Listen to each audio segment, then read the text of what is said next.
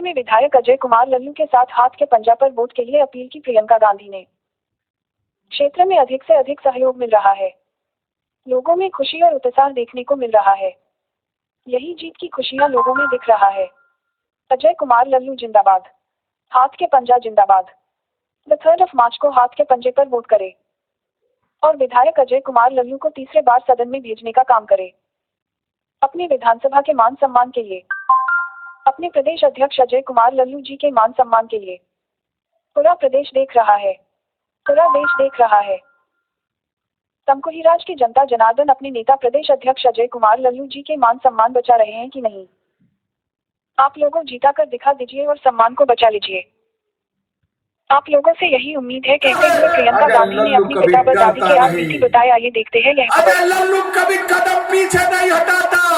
अगर अजय लल्लू एक बार आगे बढ़ जाता है, सरकार किसी की हो उस चट्टान को जूतों के ठोकरों से तोड़ देने का काम करता है। मैं आपसे हाथ जोड़कर विनती करना चाहता हूं, अपील करना चाहता हूं, निवेदन करना चाहता हूं। ऐ तमकुही के हमारे तकदीर भाग विधाताओं, ऐ तमकुही के सम्मान अभिमान, इस बेटे की रक्षा करिएगा, नहीं तो पूरा देश हंसेगा। एक बेटा जो आपका पूरे प्रदेश में घूम घूम कर आपकी रखवाली कर रहा था, आपकी पहरेदारी कर रहा था, उस गरीब के बेटे को, जिसको अल्लू कल्लू लल्लू मल्लू कहकर ये भारतीय जनता पार्टी के नेता लगातार उपहास उड़ा रहे हैं, एक मजदूर के बेटे का, एक किसान के बेटे का, एक गांव के गरीब का, इसका सम्मान आपके हाथ में है। इसकी रक्षा करिएगा और आने वाले 3 तारीख को हाथ के पंजे पर बटन दबाकर इसे जिताने का काम करिएगा।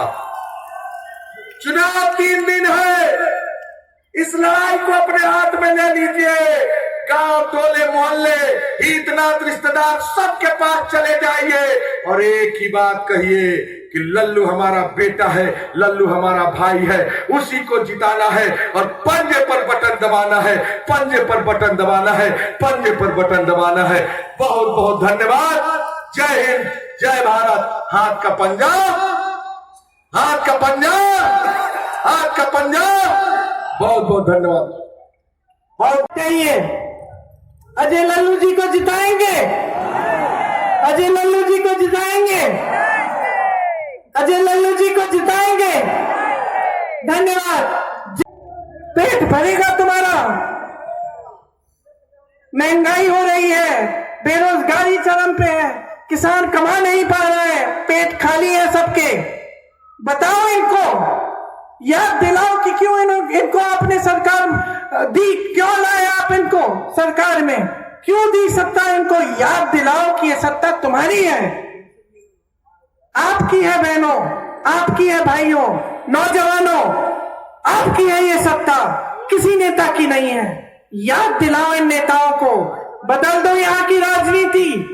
अगर नहीं बदलोगे, अगर 5 साल और इन लोगों को सत्ता में लाओगे तो पछताओगे आप, तड़पोगे आप, नुकसान होगा आपका। ये विकसित होंगे, ये भाजपा के नेता और इनके बड़े बड़े उद्योगपति दोस्त। आपको मालूम है कितना कमाया इन्होंने पिछले 5 सालों में? हर रोज 1000 करोड़ रुपए कमाते हैं इनके दोस्त। यहां का किसान कितना कमाता है? 27 रुपए प्रतिदिन। और आपकी संपत्ति बेच डाली उनको, कर्ज माफ किए उनको। जाग जाओ बहनों और भाइयों, जाग जाओ।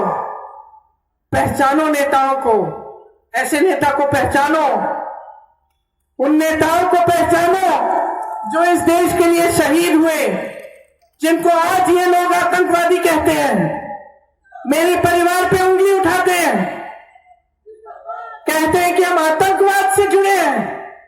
मैंने कहा हां, जुड़ी हूं मैं आतंकवाद से, क्योंकि मेरे पिता को आतंकवादियों ने मारा, मेरी दादी को आतंकवादियों ने मारा, मेरे पिता मेरी दादी इस देश के लिए खून बहाए हैं।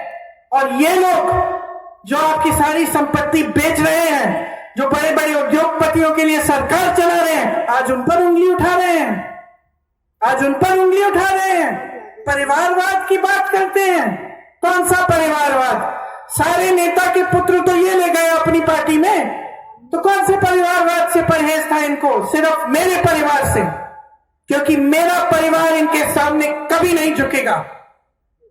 और ये जानते हैं कि हमें कुछ भी कर ले, हमें मार डाले, हम इस भाजपा के साथ ना कभी समझौता करेंगे और ना इनके सामने कभी झुकेंगे, जानते हैं सारे। और इसलिए जब हम आपके सामने आते हैं तो हम सच बोलते हैं, दिल की बात कहती हूं मैं, दिल की बात कहती हूं, क्योंकि मुझे आपकी चिंता है, मुझे इस देश की चिंता है, इस प्रदेश की चिंता है। मेरे पूर्वजों ने और आपके पूर्वजों ने, इस प्रदेश और देश के किसानों ने इस देश को आजादी दिलवाई। क्या इसलिए आजादी दिलवाई? क्या इसलिए ये सारी संस्थाएं बनाई? क्या इसलिए इस देश को विकसित किया कि ये लोग बेच डालें इस देश को, कि इस देश का नौजवान बेसहारा हो, बेरोजगार हो? इस देश की आजादी इसलिए दिलाई कि आप सब आजाद हो। और जब तक आप अपने पैरों पे खड़े नहीं होंगे, जब तक आप विकसित नहीं होंगे, जब तक आपको रोजगार नहीं मिलेगा, आप कमाओगे नहीं, आपको अपने आप पर गर्व नहीं होगा, तब तक आप कभी आजाद नहीं हो सकते। ये लोग गुलाम रखेंगे आपको, जानबूझ के आपको गरीब बनाएंगे, जानबूझ के आपको गरीब और बेरोजगार रखेंगे ताकि इनके राशन के बोरों पर आप निर्भर हो जाओ। समझ लो कि आपके सामने क्या कि कांग्रेस पार्टी ने इन लोगों की मदद करके एक बहुत बड़ा पाप किया है। क्या एक भूखे को खाना देना पाप है? पाप है बहनों और भाइयों। प्यासे को पानी पिलाना पाप है। जो नंगे पांव 600 किलोमीटर दिल्ली से चलकर बिहार तक अकेले जा रहा है, भगवान भरोसे उसको मदद करना पाप है? या ये पाप है कि जनता के जज्बातों का इस्तेमाल करके आप सत्ता में गए, आपने झूठे वादे किए, आपने जनता को भरोसा दिलाया कि आप विकास ला रहे थे, आप प्रदेश देश को आगे बढ़ाएंगे, रोजगार दिलवाएंगे, किसान की आय दुगनी होगी, 15 लाख आपके खातों में आएगा, और फिर आपने कुछ नहीं किया। जो जनता का था, जो उसकी संपत्ति थी, जो देश का था, वो बेच डाला अपने दोस्तों को, अपने लिए हवाई जहाज खरीद डाले, करने का बकाया नहीं दिया। विकसित होते हैं, इनके साथी सारे विकसित हो रहे हैं, विदेश जाते हैं पढ़ने के लिए, लिखने के लिए, बिजनेस करने के लिए, पूरी देश की संपत्ति खा जाते हैं। और आपके बच्चे यहां सब खड़े हुए हैं, सारे हाथ उठाते हैं जब मैं पूछती हूं कि तुम बेरोजगार हो क्या, सारे हाथ उठाते हैं। इस देश की राजनीति आपको बदलनी पड़ेगी, ये आपकी जिम्मेदारी है, एक बहुत बड़ी जिम्मेदारी है। ये जो वोट आपको दिया गया है, ये संविधान ने दिया है, ये किसी का एहसान नहीं है, हक है आपका। और इसी से आप बदलाव ला सकते हो, इसी से आप एक ऐसी सरकार ला सकते हो जो आपके लिए काम करे दिन रात, जिसके नेता ये नहीं सोचे कि आप उनका नमक